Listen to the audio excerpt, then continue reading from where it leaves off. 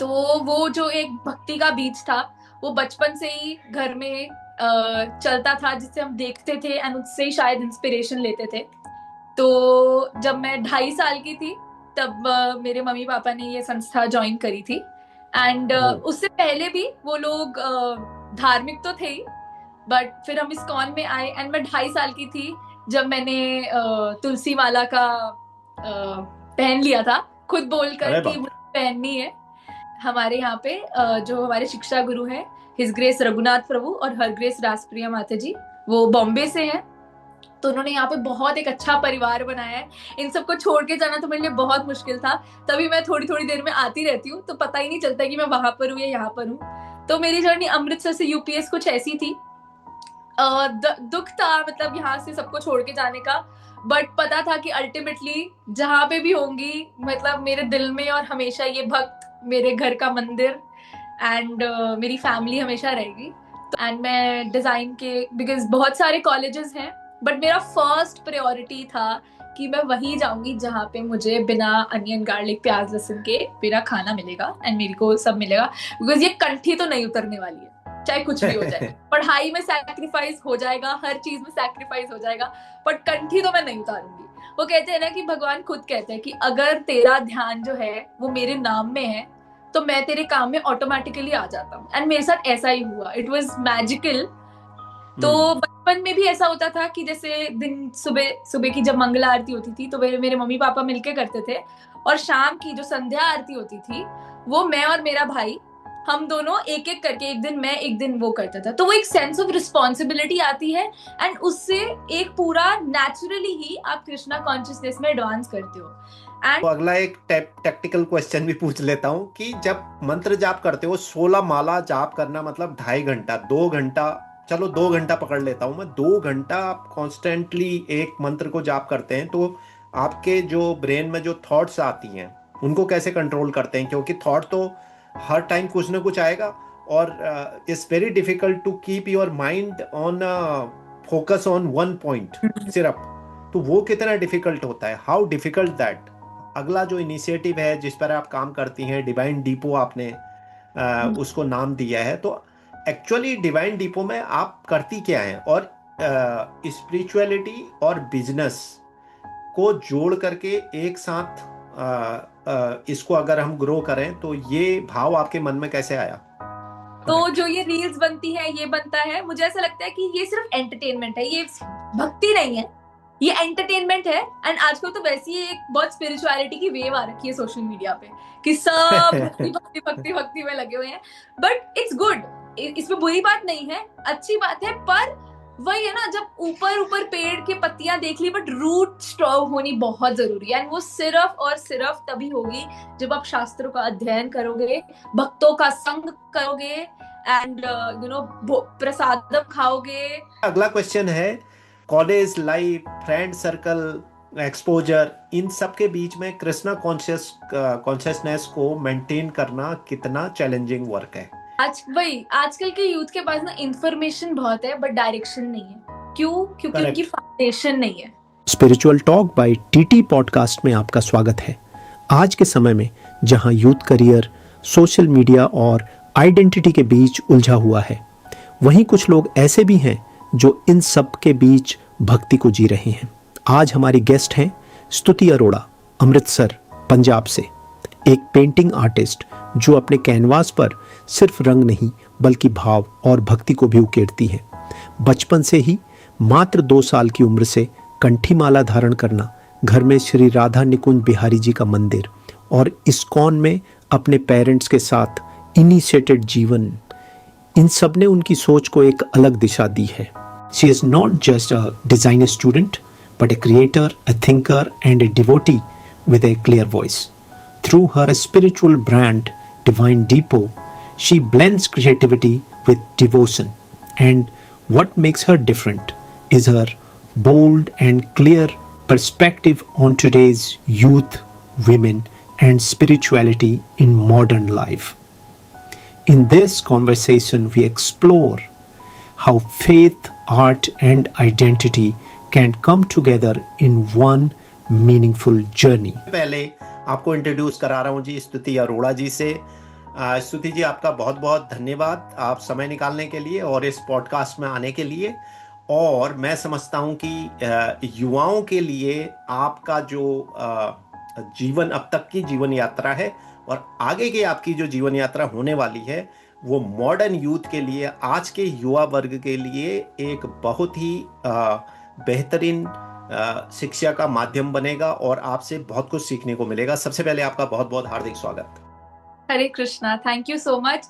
आपने मुझे अपॉर्चुनिटी दी कि मैं आपके चैनल पे आऊं और मैं कुछ बोल सकूं। थैंक यू, धन्यवाद।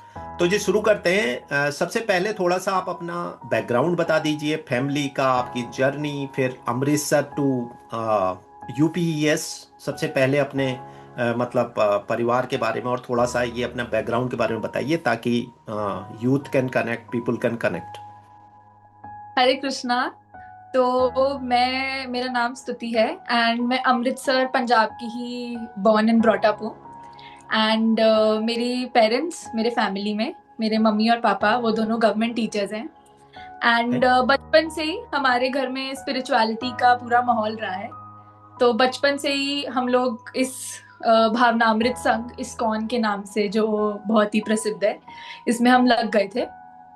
तो वो जो एक भक्ति का बीज था, वो बचपन से ही घर में चलता था, जिससे हम देखते थे एंड उससे ही शायद इंस्पिरेशन लेते थे। तो जब मैं 2.5 साल की थी तब मेरे मम्मी पापा ने ये संस्था ज्वाइन करी थी।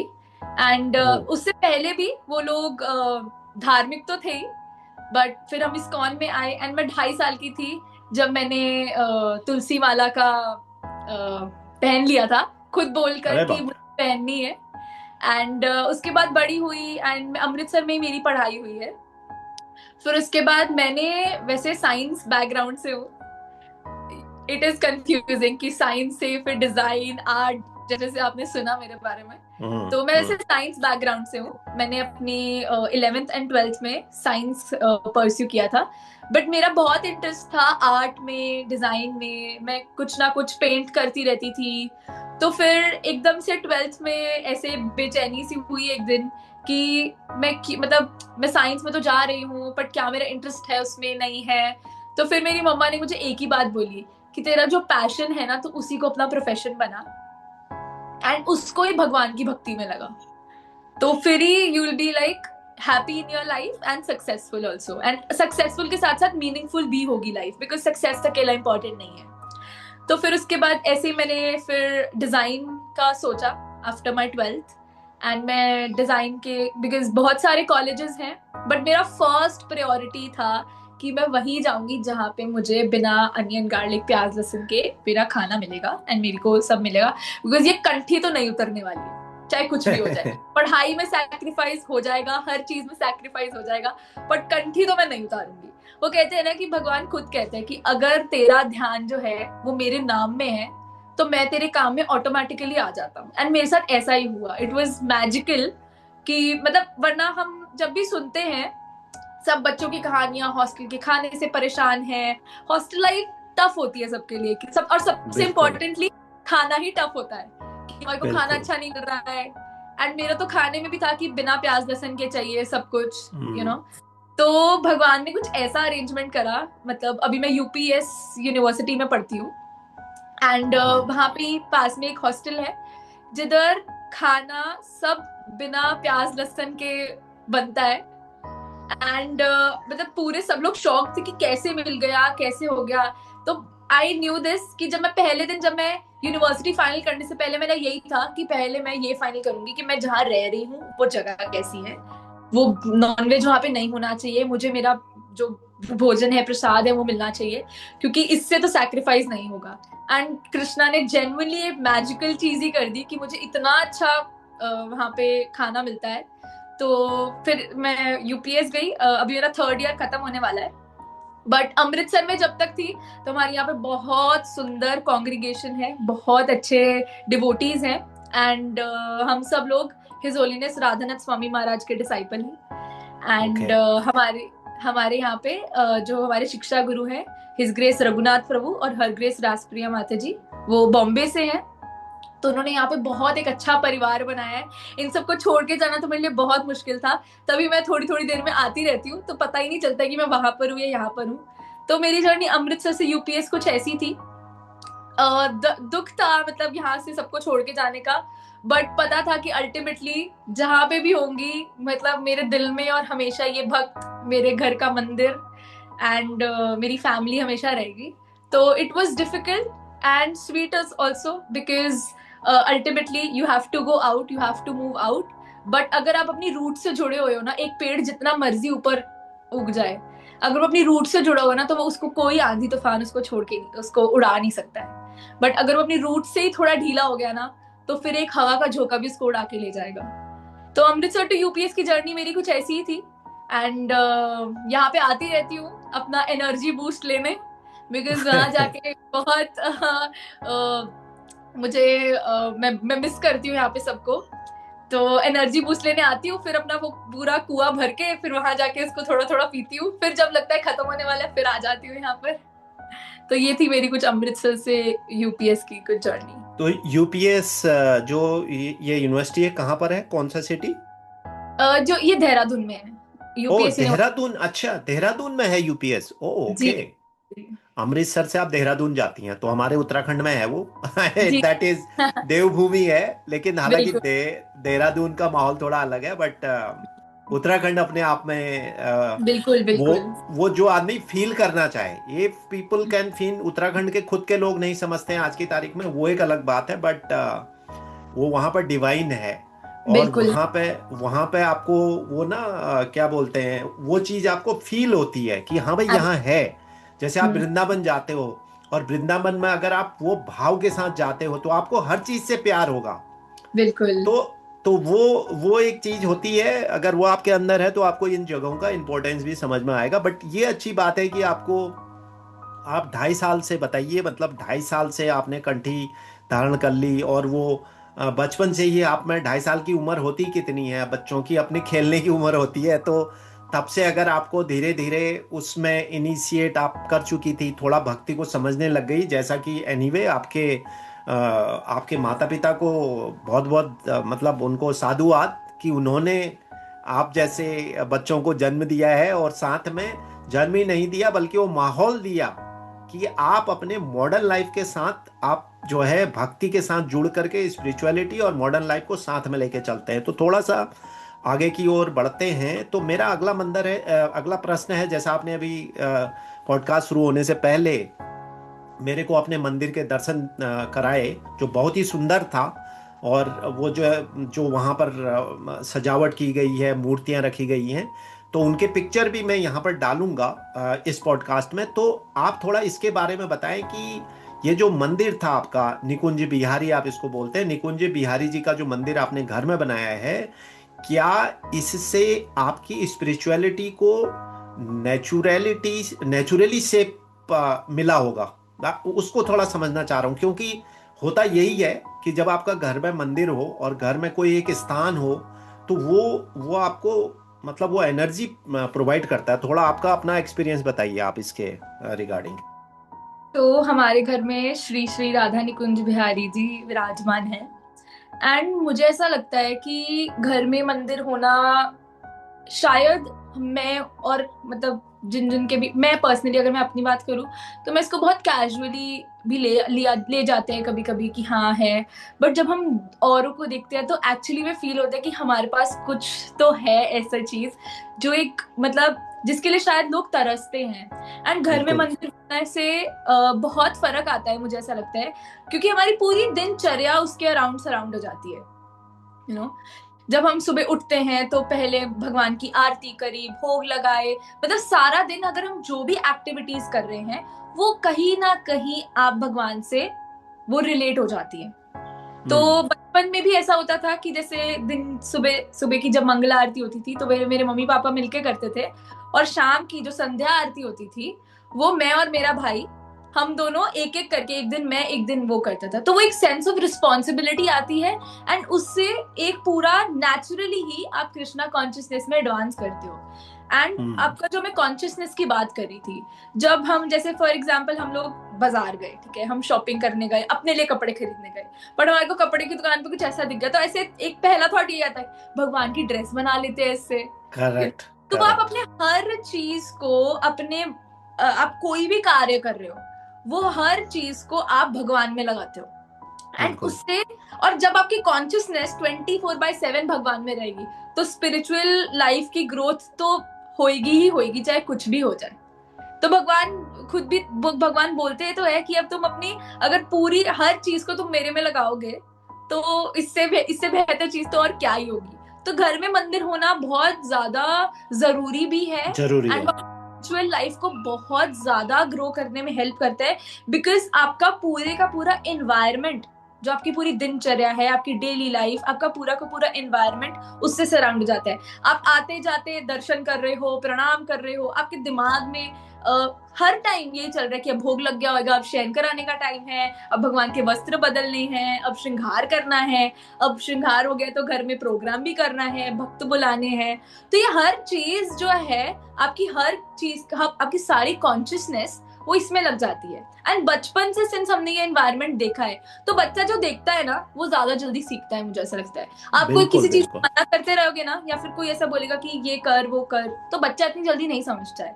जब बच्चा देखता है कि हाँ मेरे मम्मी पापा आरती कर रहे हैं, मुझे याद है मेरा छोटा सा भाई है, मतलब जब छोटा था वो, मेरा एक भाई है चैतन्य एंड वो 5 साल छोटा है मुझसे। तब जब वो छोटा था वो एक ही चीज करता था, वो जाना है मंदिर में और उसने मंदिर में ना सारे मंदिर का अभिषेक कर देना, चाहे हम उसको रोकते थे कि नहीं खराब हो जाएगा ये हो जाएगा, बट सबकॉन्शियस माइंड में एंड आपकी कॉन्शियस स्टेट में हमेशा वो रहता है।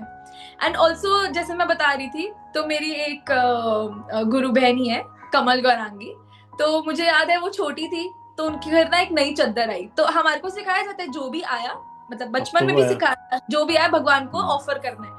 तो उसकी मम्मी वो चद्दर बिछा रही है, वो कह रही है चद्दर उतारो, अभी आपने भगवान को तो दिखाई नहीं। वो चद्दर उठा के मंदिर में लेके गई, उनको दिखा कि हमने एक नई चद्दर खरीदी है आज, और ये तो वही होता है बचपन से ही जब आपको ये चीज सिखाई जाती है। एंड ये हमारे शिक्षा गुरु भी, मतलब उन्होंने भी जब वो हमें कुछ समझाते हैं वो बताते हैं कि आपको हर चीज को आपको अल्टीमेटली भगवान में लगाना है।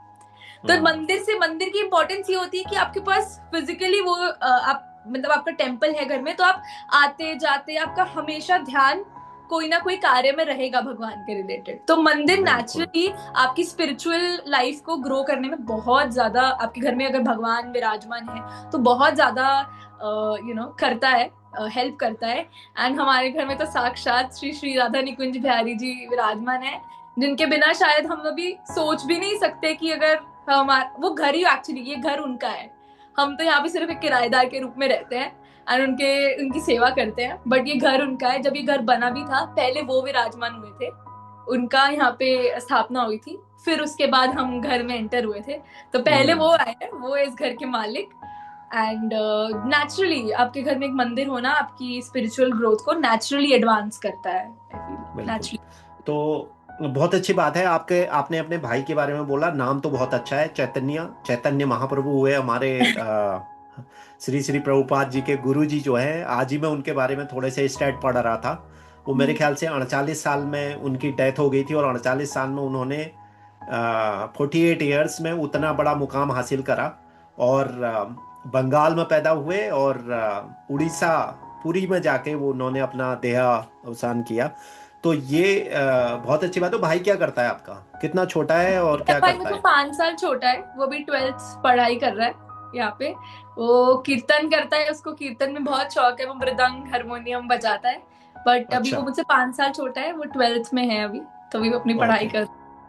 चलो बढ़िया है, वो भी मतलब स्पिरिचुअल चीजें उसके में अंदर भी आ चुकी होंगी और वो अपने आप आ जाएंगी, और अपनी लाइफ में जो करना है वो तो करना है। देखो कर्म तो इंसान को करना पड़ेगा, आप जो भी पाथ करते हो ना, क्योंकि आपको भक्ति के लिए भी, इसके प्रचार प्रसार के लिए भी आपको अर्थ की जरूरत है, धन की जरूरत है, इसलिए कर्म करना तो जरूरी है।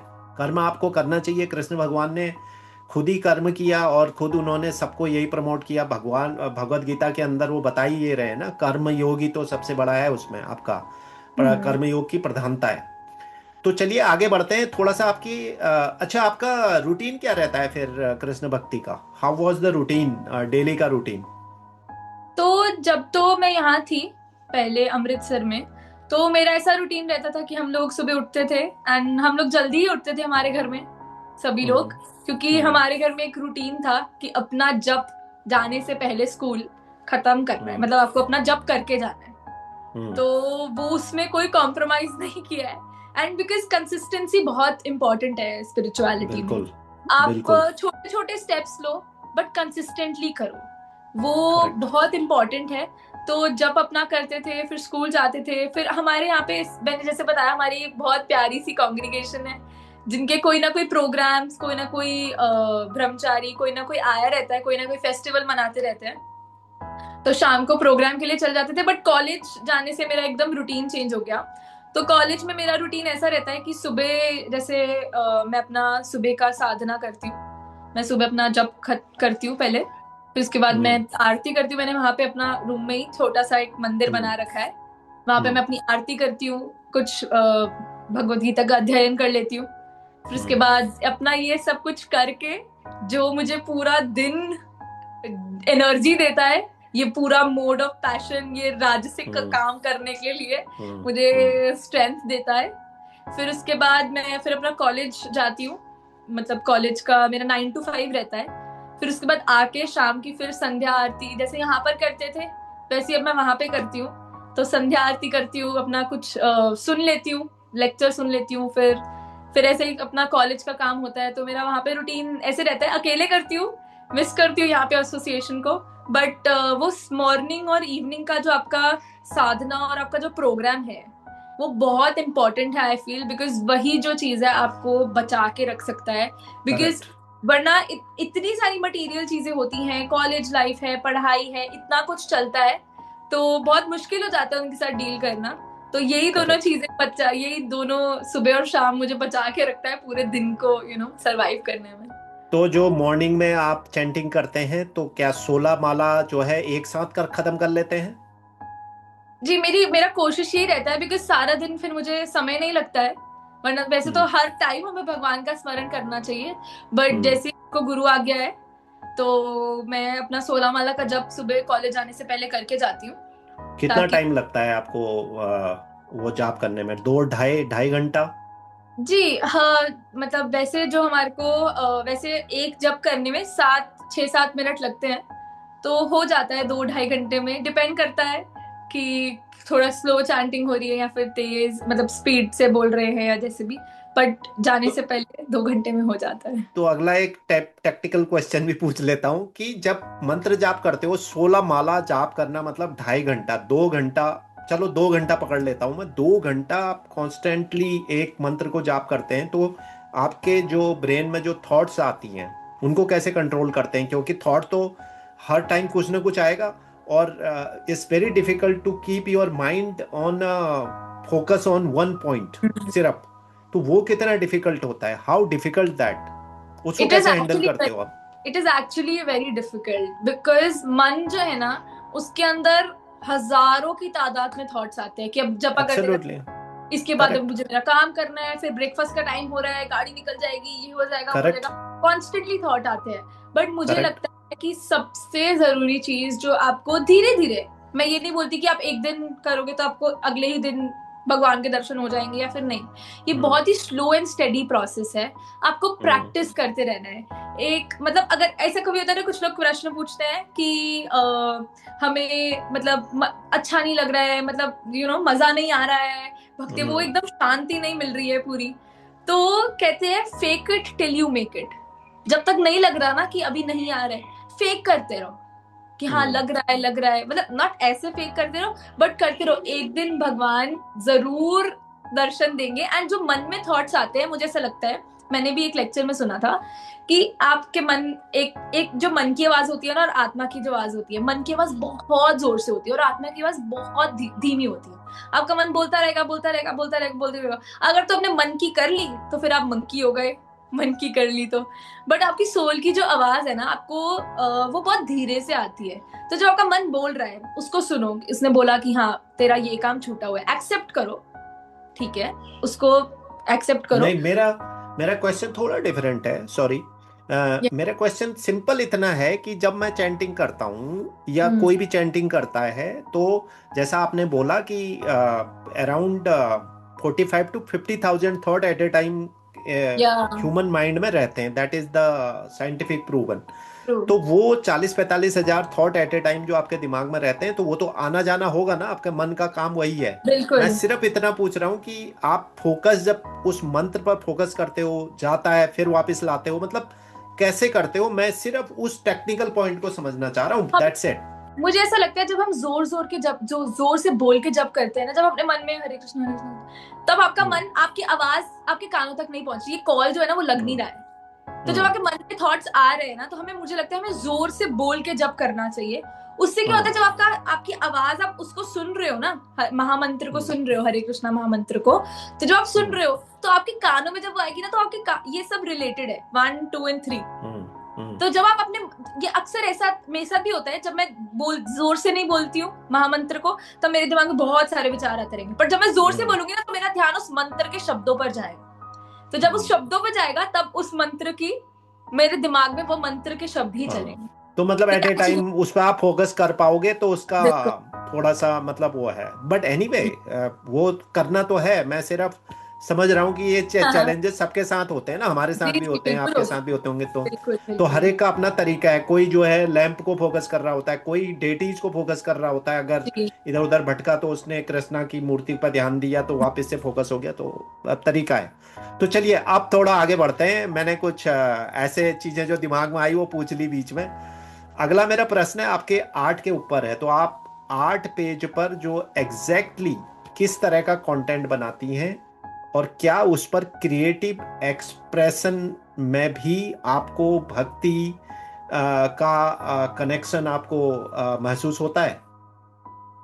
तो जैसे मैंने आपको अपनी बताया कि मेरे को आर्ट में बहुत इंटरेस्ट था, तो मैं हम्म। मोस्टली स्पिरिचुअल आर्ट ही बनाती हूँ। आप मेरे पीछे ओके। पेंटिंग देख सकते हैं, हाँ, वो आदि। देख रहा हूँ, हाँ, कृष्णा वाला, जी हाँ। जी। तो मैं ऐसा ही मेरे आर्ट पेज पर art.by स्तुति, मैं उसके ऊपर मोस्टली स्पिरिचुअल आर्ट के रिलेटेड डालती हूँ, क्योंकि मैं उससे ज्यादा कनेक्ट कर पाती हूँ, मुझे लगता है। हम्म। क्योंकि हम्म। जब हम कोई भी चीज करते हैं, जैसे हम गाते हैं, तो अगर हम भगवान के लिए गाएं, हम आर्ट कर रहे हैं भगवान के लिए करें, तो वो क्या होता है, हमारा जो स्वधर्म है, एक चीज जो मुझे पसंद है, ऊपर से हम, भगवत गीता स्वधर्म के बारे में बताती है, एक चीज जो मुझे अच्छी लगती है, जैसे मुझे पेंटिंग करना अच्छा लगता है।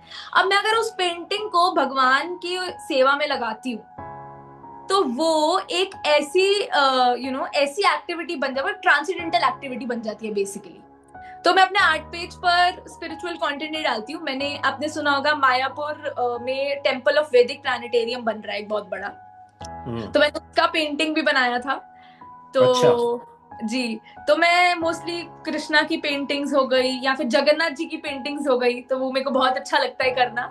एंड मुझे ऐसा लगता है कि मैं अपने आर्ट के थ्रू कनेक्ट कर पाती हूँ बहुत अच्छे से, बिकॉज जब मैं पेंट भी कर रही होती हूँ, तो मेरा पूरा ध्यान, वो कॉन्शियसनेस मेरी बहुत अपलिफ्ट होती है, एंड मुझे उस हम्म। चीज में काफी अच्छा लगता है। मैं अभी भी बैठी होती हूँ, कभी फ्री बैठी होती हूँ, तो मैं कोई ना कोई कृष्णा की कलरिंग बुक ही चाहे पेंट कर रही हूँ, कलर कर रही हूँ। तो मुझे लगता है कि मैं उस चीज से मुझे बहुत पीस मिलता है। एंड मैं, हम्म। मतलब अगर पूरे दिन से पूरी थकावट हो गई, तो मैं अगर बैठ के उसके ऊपर कलर कर रही हूँ, तो बहुत छोटी सी एक्टिविटी है, बट कहीं ना कहीं वो एक्टिविटी मुझे पूरे दिन के मेरे जो थॉट्स होते हैं उनको बहुत रिलैक्स डाउन, एंड आपको कहीं ना कहीं एक सही थॉट और सही डायरेक्शन देता है। तो मेरे लिए बिल्कुल। Art is a connection to connect with Krishna. तो ये कैनवास वाला जो पेंटिंग उस पर होती है ना, जी मतलब जी। ये। ओके। ओके। ऑलराइट। तो अब इसी पर आगे बढ़ते हैं। जो आपका अगला जो इनिशिएटिव है जिस पर आप काम करती हैं, डिवाइन डिपो आपने उसको नाम दिया है। तो एक्चुअली डिवाइन डिपो में आप करती क्या हैं, और स्पिरिचुअलिटी और बिजनेस को जोड़ करके एक साथ इसको अगर हम ग्रो करें, तो ये भाव आपके मन में कैसे आया? तो डिवाइन डेपो हमारा ब्रांड है, जो मेरी मम्मा ने शुरू किया था, एंड मैं और मम्मा हम दोनों करते हैं, मतलब हमारी पूरी फैमिली करती है। तो मेरी मम्मा का यही था दिमाग में कि हम सब लोग चीजें यूज करते हैं, तो हम कुछ क्यों ना ऐसी कोई चीज दे जो एक्चुअली में प्योर होए, एंड अगर वो भगवान को भी ऑफर हो रही है तो वो प्योर होनी चाहिए। तो डिवाइन डेपो अगरबत्ती, धूप, ऐसी सब चीजों का अच्छा। हमारा ब्रांड है, जिसके अंदर मैं डिजाइनिंग का देखती हूँ, मम्मा प्रोडक्ट का देखती है, पापा मार्केटिंग का देखते हैं। तो हम चारों लोग मिलकर हम इस ब्रांड को देखते हैं। एंड मुझे ऐसा लगता है कि जैसे हमारा जो भी एक अगरबत्ती जैसे बनकर आती है ना, तो सबसे पहले वो श्री राधा निकुंज बिहारी जी को ऑफर होती है, तो उनकी तरफ से अप्रूवल हो जाता है, फिर ही वो मार्केट में जाती है। एंड मुझे लगता है कि आप जैसे मैं भी अपने स्वधर्म की बात कर रही थी, तो आप कुछ भी चीज कर रहे हो, वो अल्टीमेटली अगर भगवान के थ्रू होते हुए जा रही है ना, तो उसमें तो आपकी बल्ले बल्ले ही है फॉर श्योर जिसको मैं बोल। तो वो बहुत इंपॉर्टेंट है। तो मेरे मम्मा का इनिशिएटिव था डिवाइन डेपो, तो इसके अंदर हमारा बहुत तरह की फ्रेग्रेंसेस और बहुत कुछ आता है जो अलग अलग मंदिर, अलग अलग जगहों पे जाता है, ऑल ओवर इंडिया और इंडिया से बाहर भी।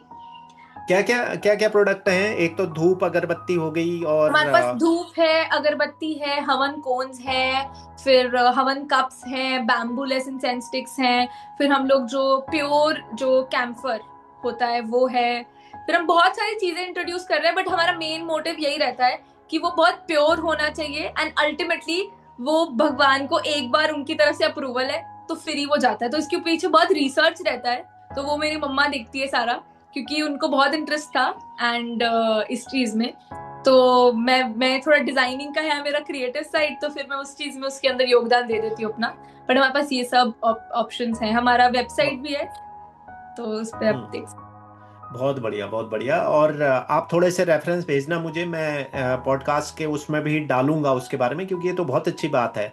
क्योंकि कई हम भी ऐसे प्रोडक्ट ढूंढ रहे होते हैं, स्पेसिफिकली जैसे मैं नॉर्वे में रहता हूँ और मुझे कुछ चीज़ें चाहिए, तो जो मुझे फिर जाके इंडिया से कलेक्ट करके मैं लेकर आता हूँ। तो ये आइडिया बहुत अच्छा है कि आप इस तरह की चीज़ें, और ख़ासकर जो लोग इसमें मैं अभी कुछ देख रहा था कि वो आपके लिए सॉसेज बना रहे हैं, जो मतलब विदाउट ऑनियन गार्लिक, आपको फ्लेवर भी मिले और आप अपने भोग में भी यूज कर सको सात्विक। तो इस तरह के भी किसी ने शुरू किया है, वो स्पाइसेस बनाते हैं जी। और फूड आइटम में यूज होते हैं वो बनाते हैं। तो बहुत अच्छा आइडिया है और बहुत अच्छा काम कर रहे हैं आप।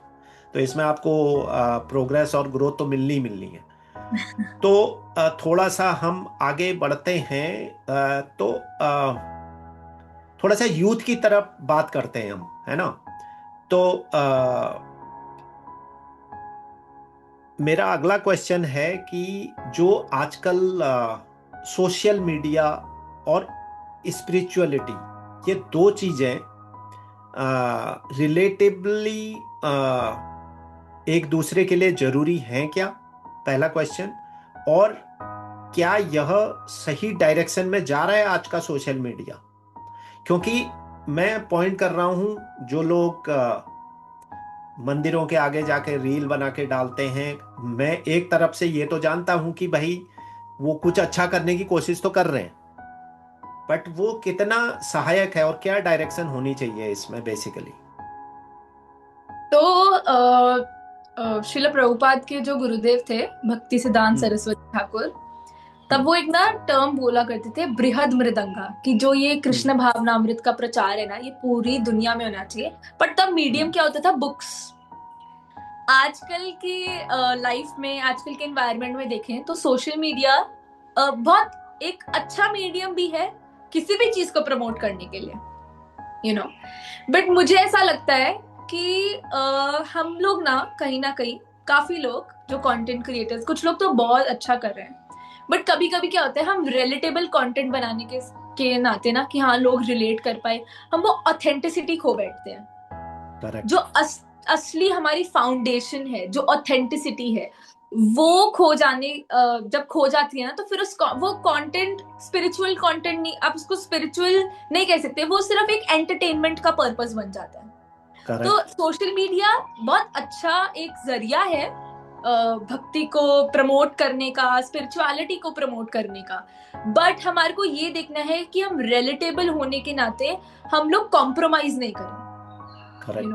काफी पेजेस हैं, इंस्टाग्राम देख लो, यूट्यूब देख लो, जो ऑथेंटिक है, जो जो शास्त्रों है चीजें वो डालते हैं। बट मेरा एक पर्सनल सजेशन रहता है कि चाहे जितना मर्जी हम सोशल मीडिया कह लें, बिकॉज ऐसा तो है नहीं हम एक रील स्क्रॉल करें तो दूसरी रील पे भी सेम चीज आएगी, कुछ भी आ जाता है, खाने की चीज आ जाती है, तो दिमाग वैसा ही रहता है, बहुत सारी एक ही टाइम पे बहुत सारी अलग अलग चीजों के विचार आते हैं।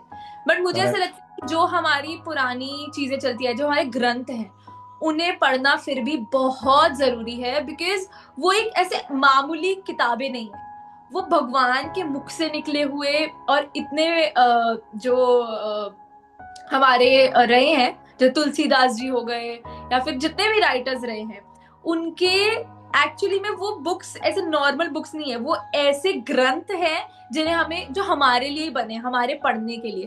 अब भगवत गीता बनी है, चाहे जितनी मर्जी मैं रील स्क्रॉल कर लूं, बट जब वो मेरे हाथ में किताब आई, वो किताब में ही बहुत एनर्जी है, मैं उसको पकड़ ही लूंगी तो उससे ही बहुत ज्यादा मेरे को फर्क दिखेगा। बट हाँ, सोशल मीडिया बहुत अच्छा जरिया है करने का। एंड मैं सभी कंटेंट क्रिएटर्स से, मतलब मेरी यही रिक्वेस्ट रहेगी, जो भी कर रहे हैं, बहुत अच्छा है, हमें दूर बहुत ज्यादा लोगों तक पहुंचाने का एक बहुत अच्छा माध्यम है, बट रिलेटेबल होने के नाते हमें ऑथेंटिसिटी नहीं खोनी चाहिए।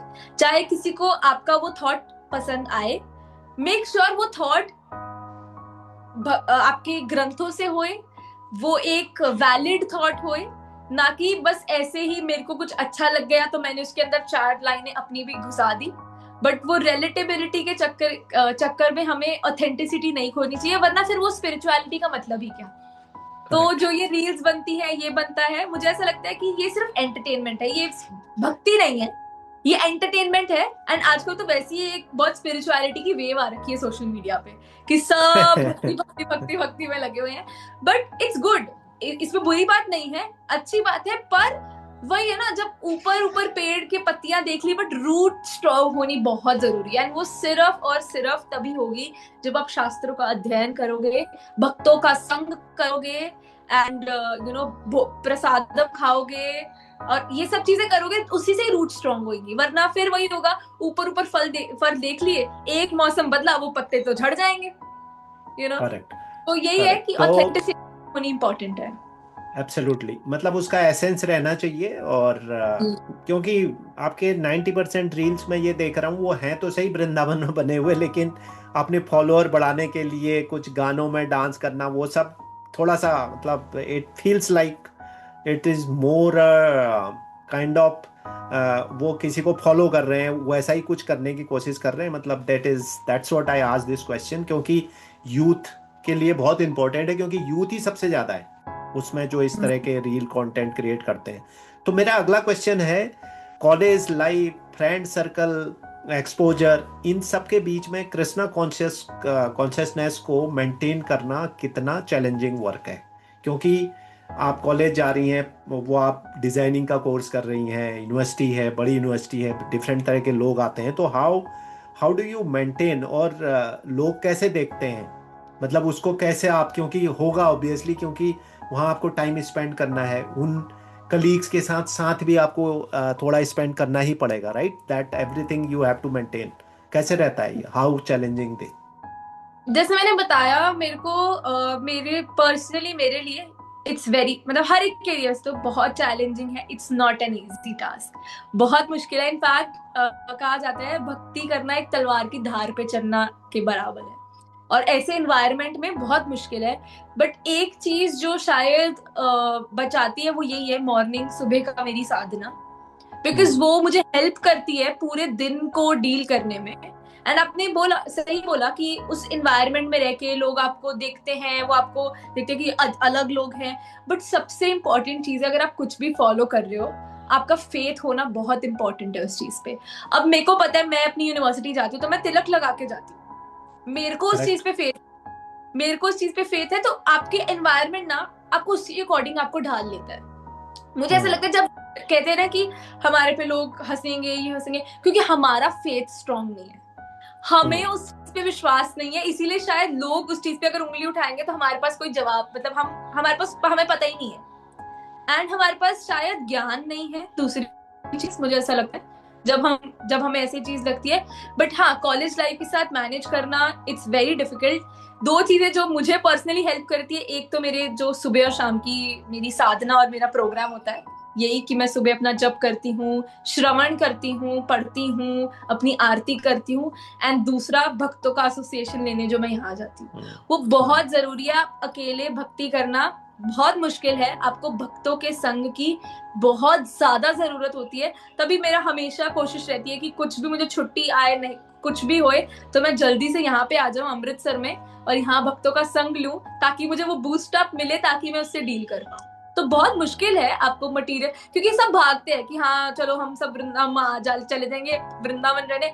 वो यही होता है ना, हम लोग कंफर्टेबल एनवायरनमेंट में तो भक्ति कर लेंगे, बट जब अनकंफर्टेबल एनवायरनमेंट रहेगा तब एक्चुअली में आपका चैलेंज होता है कि आपको भक्ति को कैसे टिका के रखना है। तो बस प्रार्थना करनी चाहिए भगवान से, भगवान अपने आप ही एक दिशा दिखा देते हैं। बिल्कुल। तो थोड़ा यूथ की तरफ ही रहते हैं, तो मेरा अगला प्रश्न है, आज का यूथ जो है वो एक्सप्रेसिव तो है, बहुत ज्यादा एक्सप्रेशन शो भी करता है, लेकिन somehow I feel that they are very confused from inside। उन्हें पता ही नहीं होता कि क्या डायरेक्शन लेना है, क्या करना है, बट कोशिश करते हैं कि they should be front end करें, एक्सप्रेशन दें और आगे बढ़ें, बट कंफ्यूज बहुत है। तो आपको इसकी सबसे बड़ी वजह क्या लगती है? And this is the bigger challenge on the youth basically। वो क्लियर डायरेक्शन जो होता है ना, वो मिलता नहीं है उनको। आजकल के यूथ के पास ना इंफॉर्मेशन बहुत है, बट डायरेक्शन नहीं है। क्यों? क्योंकि उनकी फाउंडेशन नहीं है।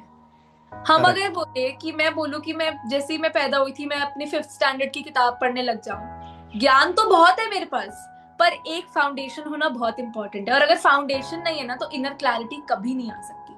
तभी हम कहते हैं हमारे जीवन में गुरु का क्या महत्व है, वो हमें वो फाउंडेशन मिलती है, हमें उस चीज के ऊपर डायरेक्शन मिलती है उस चीज के लिए।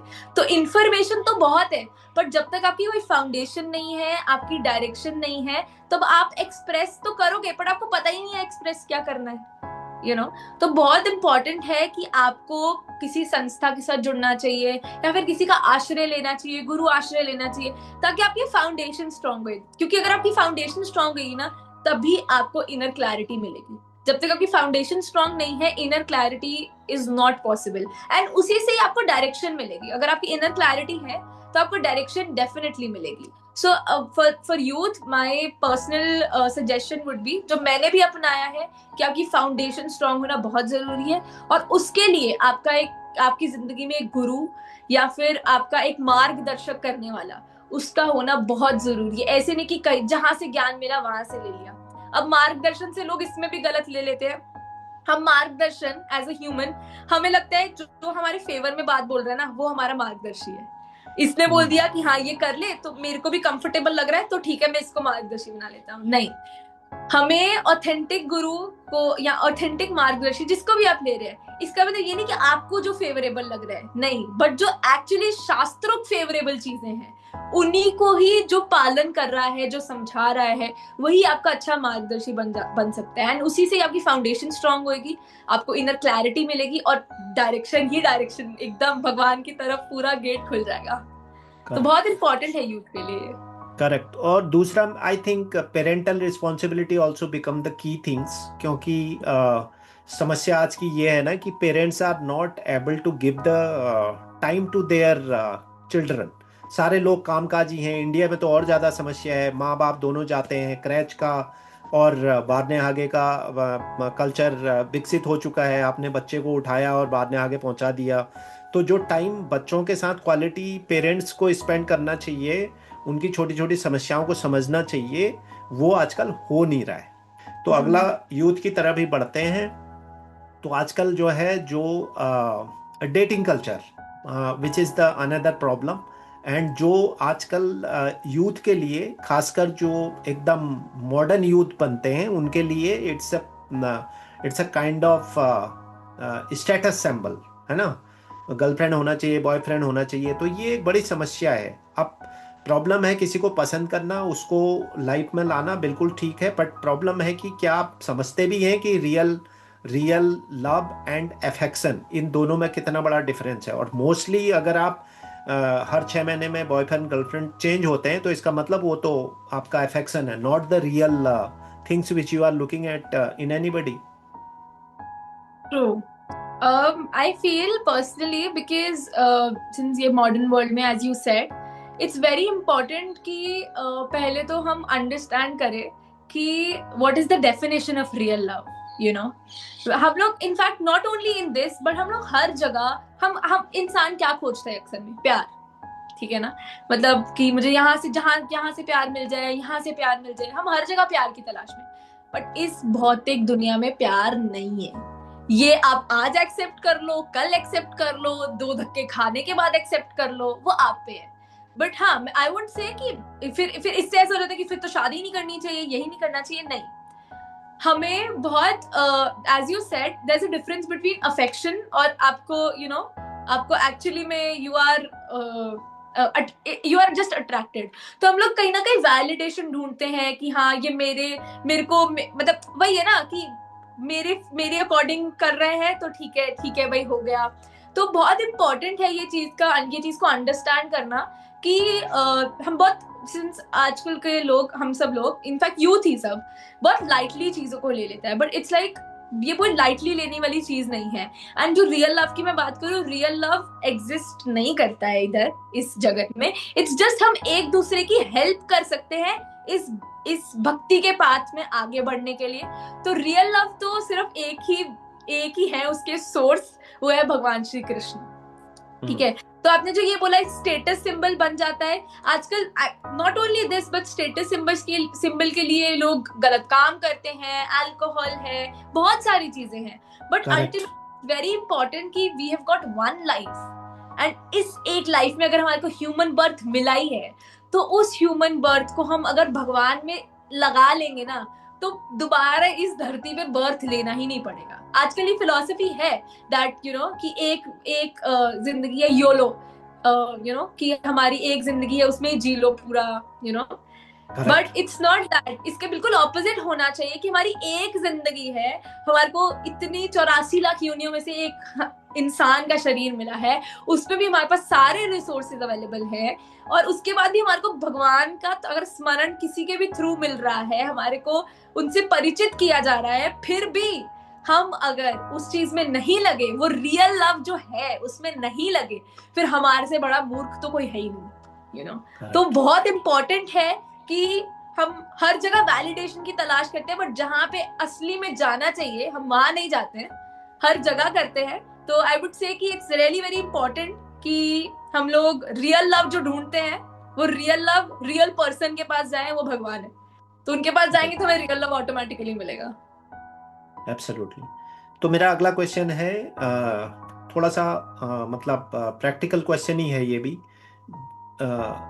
आजकल जो है जॉब करना एक स्टेटस सिंबल है, सोसाइटी में हमें रिस्पेक्ट मिले, अच्छी जॉब करें, शायद वो पेरेंट की तरफ से ही थोड़ा सा ऐसी एक्सपेक्टेशन सेट हो जाती हैं कि आपको. इंडिया में तो इतना बुरा हाल था अभी कुछ टाइम पहले तक, लेकिन अब वो रियलिटी सामने आ रही है कि हर आदमी अपने बच्चे को इंजीनियर डॉक्टर, और थोड़ा सा और ऊपर लेवल में बच्चा थोड़ा पढ़ने में ठीक है तो आईएएस, पीसीएस, यूपीएससी, जो एक एक्सपेक्टेशन सेट होती हैं बच्चे से. कभी ये बच्चे को समझने ही नहीं दिया जाता है कि वो क्या करना चाहता है, वो क्या उसका पैशन है. जैसा आपने अपने केस में बताया कि आपकी मम्मी ने कहा कि आपको जो अच्छा लग रहा है, नहीं तो आप भी साइंस की स्टूडेंट थी, आपसे भी एक्सपेक्टेशन होती कि आप डॉक्टर बने, इंजीनियर बने, और शायद कुछ इस तरह की एक्सपेक्टेशन होती, तो आप जो आज अपने डिजाइनिंग के पैशंस के लिए परस्यू कर रही हैं वो नहीं कर पाती, है ना. तो ये जो जॉब है और ये पैशंस के लिए करना चाहिए या सोसाइटी में रिस्पेक्ट पाने के लिए, ये एक बहुत बड़ा चैलेंज है. आप इस पर कैसे देखती हैं इसको? How do you see this? मुझे ऐसा लगता है personally, if I talk about this, I was very lucky. मुझे कभी ऐसा फोर्स नहीं था कि you have to do this, you have to do that, ऐसा कुछ भी नहीं था. I did what I like, and मुझे ऐसा लगता है कि ना ही पैशन के, मतलब ना ही सोसाइटी वैलिडेशन के लिए करना चाहिए. पैशन के लिए यू शुड डू, मतलब पैशन आपका होना चाहिए, but not only passion, passion को आप प्रोफेशन बनाओ, बट उसको आप कहीं ना कहीं आप भगवान की तरफ लगाओ। जैसे मैं स्वधर्म की बात कर रही थी, आपकी नेचर के अकॉर्डिंग आपको जो काम अच्छा लगता है ना, आपको वो करना चाहिए। वो काम को, वो आपका काम वो तो हो गया, आपने अपनी मर्जी के हिसाब से कर लिया, वो आपका सक्सेसफुल हो जाओगे आप उसमें। But to make that meaningful, you should उस काम को आपको भगवान की सेवा में लगाना चाहिए। Because there is a difference between एक सक्सेसफुल होना और आपका काम मीनिंगफुल होना, आपकी लाइफ मीनिंगफुल होना। So it is very important कि मतलब फॉर एवरीवन, प्रेशराइज होने से आप कितनी देर तक वो चीज को खींच लोगे, कि आपको अगर यहाँ से बोला जा रहा है कि आप ये करो, कितनी देर तक कर लोगे? अल्टीमेटली आप उस चीज में ना खुश रह पाओगे, ना ही आप कर पाओगे। जब आप सक्सेसफुल काम अपने पैशन के हिसाब से करते हो ना, तो आपको सक्सेस मिल जाएगा, बट कहीं ना मीनिंगफुल नहीं हो पाएगा। वो मीनिंगफुल तभी होगा जब आप उसके अंदर उसको भगवान की सर्विस में लगाओगे, तो आपका वो स्वधर्म बन जाता है। तो बहुत इंपॉर्टेंट है। And pressurize for parents also, I don't think कि किसी भी पेरेंट को या फिर किसी को भी प्रेशराइज करना चाहिए। गाइडेंस देना और प्रेशराइज करना, दोनों में फर्क है। समटाइम्स बच्चे भी ना गाइडेंस को भी प्रेशर समझने लग जाते हैं, so it's very important, guidance लेना is important, बट प्रेशराइज नहीं करना चाहिए। मुझे लगता है गाइडेंस दो, क्योंकि हर एक को भगवान ने यूनिक बनाया है। हर एक को, हर कोई सेम। अब सारे अगर इंजीनियर ही हो गए तो फिर बाकी के काम कैसे होंगे, तो हर एक को यूनिक बनाया, हर एक की क्वालिटीज अलग हैं, तो उसके अकॉर्डिंग ही हमें अपने नेचर के अकॉर्डिंग अपना काम चूज करना चाहिए। सबसे इंपॉर्टेंट, पहले तो नेचर के हिसाब से काम चूज करो, फिर उसके बाद उस काम को भगवान की सेवा में लगाओ, तो आपका काम, आप खुश भी, आपकी इंटरनल सेटिस्फैक्शन भी, आपका भगवान की सेवा में भी लग गया, और आपका काम वो एक अच्छे तरीके से भी हो गया। तो बिल्कुल सही कहा आपने। मुझे कभी कभी क्या लगता है कि जो इंसान है ना, वो कभी अपने लिए बहुत कम जीता है, दूसरों के लिए ज्यादा जीता है ना जी। बचपन से शुरू हो जाएगा, अच्छे एकेडमिक्स में अच्छे एकेडमिक नंबर लेकर आओ, अच्छे नंबर लेकर आओ, अच्छे ग्रेड से पास हो, फिर अच्छी नौकरी पाओ, फिर अच्छी लड़की मिलेगी, फिर आप जो है एक अच्छा सोशल स्टेटस बनाओ, बड़ा घर होना चाहिए, बड़ी सैलरी होनी चाहिए। तो ये कहीं ना कहीं आपको उस तरफ ले जाता है कि आप अपने लिए जीना छोड़ करके वो दूसरों के लिए जीते हो पूरी लाइफ को। ऐसा मेरा मानना है। तो इसीलिए वेरी इंपॉर्टेंट दैट कि इंसान को पहले ये सोचना चाहिए आप अपने लिए क्या कर रहे हो, what you do for your self. किसी न किसी को खुश करने के लिए पूरा जीवन अगर आप निकाल देते हैं तो that is not meaningful for me. That is the reason I asked this question. तो मेरा अगला क्वेश्चन है आपका कि अब थोड़ा सा आपके डिवोशन की तरफ भी आता हूँ कि अनुकूल परिस्थिति में भक्ति करना बहुत आसान है, कोई प्रॉब्लम नहीं है। जैसे आपके लिए है, मैं ये मानता हूँ आपके लिए बड़ी अनुकूल परिस्थिति है। माता पिता भी जो है I don't know, they are initiated devotee you said, तो वो भी इनिशिएटेड डिवोटी हैं, घर में मंदिर है, तो आपके लिए भक्ति करना बहुत आसान है। मगर सिचुएशन कुछ लोगों के साथ ऐसी होगी जब अनुकूल परिस्थिति हो, आपने कोई चीज चाही, भक्ति करी, लेकिन आपकी परिस्थितियां अनुकूल जा रही हैं, तो उस केस में प्रतिकूल जा रही हैं, आपके अगेंस्ट जा रही हैं, तो उस केस में आप फेथ अपने भक्ति के ऊपर कैसे बना के आपको रखना चाहिए? That is my question. तो जी, मेरे लिए परिस्थितियां यहाँ पे अमृतसर में रह के बहुत अनुकूल हैं कि मेरे मम्मी पापा दोनों ब्राह्मण दीक्षित हैं, हिज होलीनेस राधानाथ स्वामी महाराज से, एंड मेरी टेम्पल है और सब कुछ है घर में। बट मुझे ऐसा लगता है कि अगर प्रॉब्ली अगर किसी की परिस्थितियां प्रतिकूल नहीं है, ऐसा इन्वायरमेंट नहीं है, एक इन्वायरमेंट, एक बहुत अलग चीज होती है, आपका इन्वायरमेंट ऐसा होए और आप ऐसा इन्वायरमेंट बना लो, आप सबसे इम्पोर्टेंट चीज जो आपको हेल्प करती है वो है भक्तों का संग। No compromise, no second thought in that, to do devotion. In fact अगर आपकी अनुकूल परिस्थितियां भी होए ना, फिर भी लोग भटक जाते हैं। मैं आपको जेन्युइनली बताऊं, इसका भी अभिमान आ जाता है, इसकी भी ईगो आ जाती है, इसके भी अंदर प्राइड आ जाती है कि हाँ मतलब मैं तो भक्त हो गई। बाहर से साड़ी, तिलक, कंठी माला पहनकर कोई ये भक्ति, ये सिर्फ एक बाहर का प्रदर्शन है। अगर आप बाहर से जैसे मर्जी, आपकी इनर सोल अगर आपकी नहीं है वैसी, तो वो भक्ति नहीं है। एंड ऑल्सो जैसे आपने मुझसे पूछा, तो प्रतिकूल स्थितियों में मुझे ऐसा लगता है कि अगर सबसे इम्पोर्टेंट चीज, एक तो आपका भक्तों का संग, एंड दूसरी प्रार्थना। प्रार्थना एक्चुअली में हेल्प करती है। मतलब इसके अंदर तो कोई डाउट ही नहीं है। आप भगवान से प्रार्थना कीजिए, आपकी परिस्थितियां वैसी बना देंगे, और आप भक्तों का संग कीजिए, वो आपको ऑटोमेटिकली अपलिफ्ट करने में बहुत हेल्प करेगा। संग का प्रभाव बहुत ज्यादा होता है। आप कहा जाता है कि आप, अगर मैं किसी को नहीं जानती ना, तो अगर मुझे अपने 4 दोस्तों के नाम, 4 दोस्त कौन और उनकी पूरी क्वालिटीज बता देना, तो परिचित हो जाता है कि वो बंदा कैसा होगा।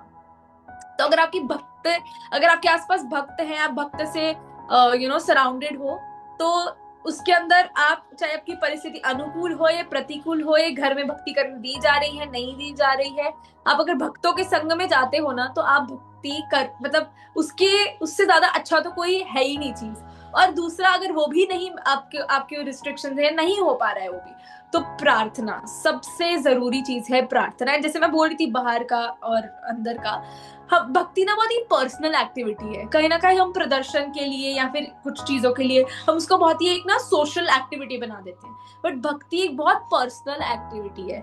एंड उसके अंदर मुझे ऐसा लगता है कि आप अगर आप प्रार्थना करते हो ना भगवान से उस चीज के लिए कि आपकी परिस्थितियां वैसी बना दी जाए, तो भगवान जरूर सुनते हैं।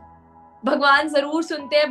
द्रौपदी की नहीं सुनी या प्रहलाद महाराज की नहीं सुनी, तो प्रहलाद महाराज, अगर हम प्रहलाद महाराज की एग्जांपल लें, उनकी परिस्थितियां बिल्कुल ही प्रतिकूल थी। जो पिताजी थे वो राक्षस, और सभी उनकी परिस्थितियां तो ऐसी थी, उस परिस्थिति में भक्ति करना तो वाज नॉट पॉसिबल। बट 2 चीजें थी, प्रार्थना और भगवान में फेथ, विश्वास और प्रार्थना। यही 2 चीजें थी जो आपको प्रतिकूल परिस्थितियों में भी भक्ति करने में मदद करता है। तो प्रहलाद महाराज हमारे लिए बहुत अच्छी एग्जाम्पल है। करेक्ट। तो मेरा क्वेश्चन सिर्फ उसी पॉइंट ऑफ व्यू से था, क्योंकि भक्ति बहुत सारे लोग करते जाते हैं, उनकी एक्सपेक्टेशन जुड़ जाती हैं भगवान से कि जी चलो अब मैं भक्ति कर रहा हूँ, कुछ होगा, कुछ सिचुएशन ऐसी आएंगी कि उनकी चीज़ें ठीक नहीं हो रही हैं, ठीक नहीं जा रही हैं, तो वहाँ उनका जो भक्ति का थॉट है ना, वो थोड़ा ब्रेक हो जाता है। So that the reason I asked this question. तो थोड़ा सा आगे की तरफ कि हमारे को कहीं ना कहीं हमारा फेथ डगमगा जाता है, क्योंकि हमारा फेथ स्ट्रांग होना बहुत इंपॉर्टेंट है। हमारा फेथ स्ट्रांग है ना, तो आप चाहे कुछ भी स्पीड ब्रेकर आए, कुछ आए, अगर हमारा कंट्रोल है ना उस हैंडल पे हमारे गाड़ी के, तो चाहे स्पीड ब्रेकर आए, हम अपनी रेस स्लो कर लेंगे, ब्रेक मार लेंगे।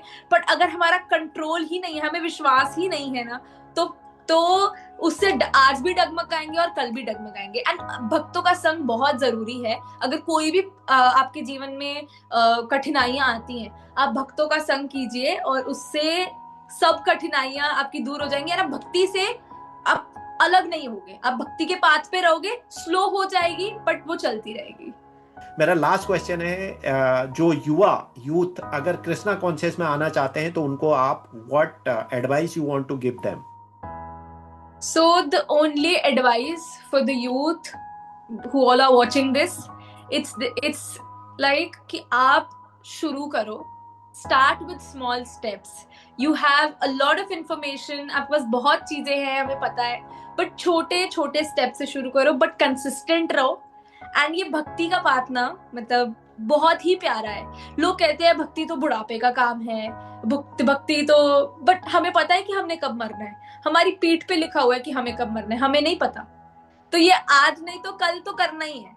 तो this path is very beautiful, very nice. तो for all the youth watching out here, it's my request and my suggestion कि come into this path. This is a very very beautiful path. And छोटे छोटे step से शुरू करो। ऐसा नहीं कि आपको पहले दिन इतनी सब किताबें और आपको 16 माला का जप, नहीं। आप आइए, you understand that, have faith, only then do, I would say. And सब youth को मेरा यही रहेगा, have faith in yourself. And also one personal suggestion कि we should be grateful, very grateful for what we have. मेरे गुरु महाराज एक श्लोक बोलते हैं, तृणादपि सुनीचेना तरोरिव सहिष्णुना। वो हर लेक्चर में अपनी एक कोट ये श्लोक स्टेट करते हैं। एंड बहुत इंपॉर्टेंट है हमारे लिए कि हमें ग्रेटफुल होना, क्योंकि अगर हम ग्रेटफुल नहीं है तो हम ग्रेटफुल हैं। सो आप ग्रेटफुल होइए। एंड ऑल्सो ये भक्ति का पाथ अपनाइए, ये बहुत ही अच्छा और प्यारा पाथ है। एंड ऑथेंटिसिटी से अपनाइए, ये नहीं कि बस just to you know have that society symbol कि आजकल तो भक्ति का पूरा चल रहा है तो हम भी चलो मंदिरों में चले जाते हैं, एक फोटो खींच के स्टोरी लगा दी, ये कर दिया। नहीं, आप जाइए, आप उस चीज को समझिए, उसके ऊपर फेथ करिए, पहले समझिए आपको लगता है, उसके ऊपर फेथ करिए और छोटे छोटे स्टेप्स लीजिए। आप छोटे छोटे स्टेप्स लोगे, भगवान तो आप उनकी तरफ एक बस ऐसे इशारा भी करोगे, आपका हाथ पकड़ के आपको खींच लेंगे। तो आप छोटे छोटे स्टेप्स लीजिए एंड इस भक्ति के पाथ को अपनाइए और ग्रेटफुल रहिए and always respect everyone and try कि ईगो बिल्कुल खत्म हो जाए, जो कि पॉसिबल नहीं होती, बट हमें कोशिश करनी चाहिए एंड ग्रेटफुल रहना चाहिए। एब्सोल्युटली। तो स्तुति जी, आपका बहुत बहुत धन्यवाद। आपने अपने अनुभव, दृष्टिकोण हमारे साथ साझा करे और मुझे उम्मीद है कि हमने हर पॉइंट पे लगभग डिस्कस किया है और यूथ के लिए बहुत सारे पॉइंट हमने डिस्कस करे हैं। जीवन के हर पहलू को हमने डिस्कस करा है, मटेरियल लाइफ पर हमने बात करी है। तो ये मुझे उम्मीद है कि ये पॉडकास्ट जो है सारे व्यूअर्स के लिए बहुत ही बेहतरीन होने वाला है। तो आप सभी दर्शकों को भी बहुत बहुत धन्यवाद कि आप जुड़े रहिए spiritual talk bye TT podcast पर। और फिर मुलाकात होगी एक और किसी कृष्ण भक्त के साथ और एक किसी पर्सनालिटी के साथ, उनसे इसी तरह की बातें करेंगे। इसी के साथ इस पॉडकास्ट को अब समाप्त करते हैं। हरे कृष्णा। थैंक यू स्तुति जी, एक बार बहुत बहुत आपका धन्यवाद। Hare Krishna, thank you so much for having me. Thank you.